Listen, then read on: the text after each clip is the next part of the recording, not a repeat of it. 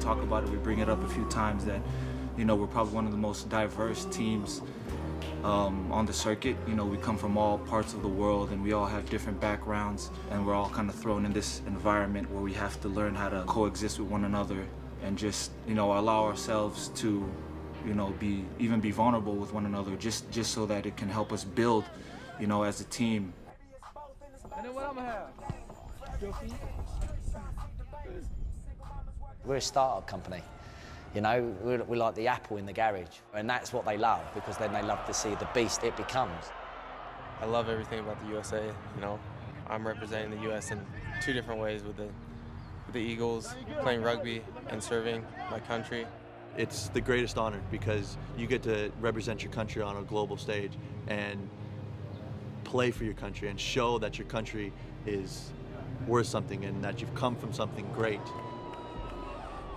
When I fall asleep at night, I'm dreaming of the circuit and then the World Cup afterwards. And I think the World Cup is a big thing looming at the end of the season. And I dream of winning that World Cup and doing it in front of our home fans and getting a lot of people in America to say, hey, how about these Rugby Sevens guys?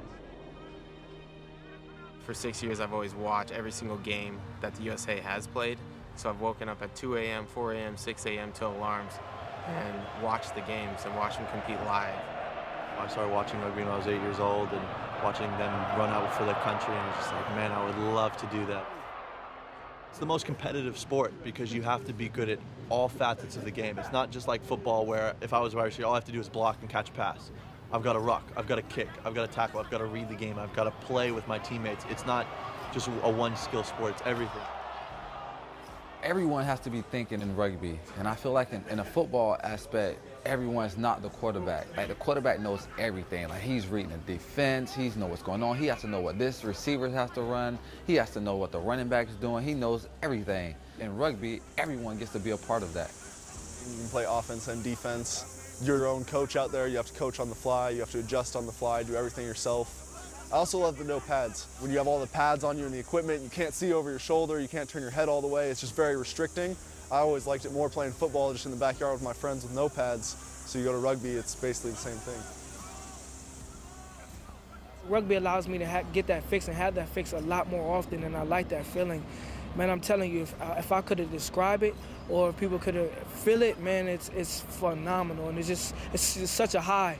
And anybody in any type of sport probably gets it, and you want that fix a lot of times. Back in those days, it wasn't the tight score lines they are now. It was, we were losing by 3-4 tries, and we got hurt a lot, losing a lot of years to New Zealand and all those big clubs, but at the end showed that we had the resiliency in our hearts to never give up.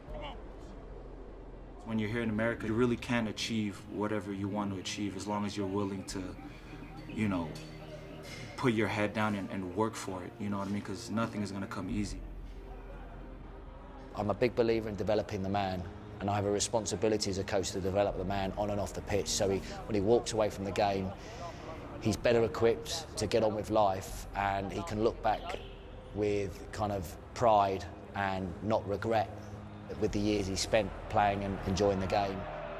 You can't just think that everything you do is right, and you need to have a little bit of humbleness about you to accept that, you're going to make mistakes, and also accept that your teammates may have seen something that you wouldn't have caught, and they can bring it to your attention. And, the goal at the end of the day is not to try to put each other down, it's just to try to make each other better.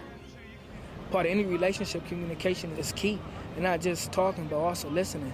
And we have that, and we're open, and we express things in different manners, and we know how to go about it about each other in different ways, and it's not perfect all the time, but that's what a family is about, and that's what open communication is about, and sharing and helping each other, because we all sincerely and genuinely want each other to be successful in whatever it may be.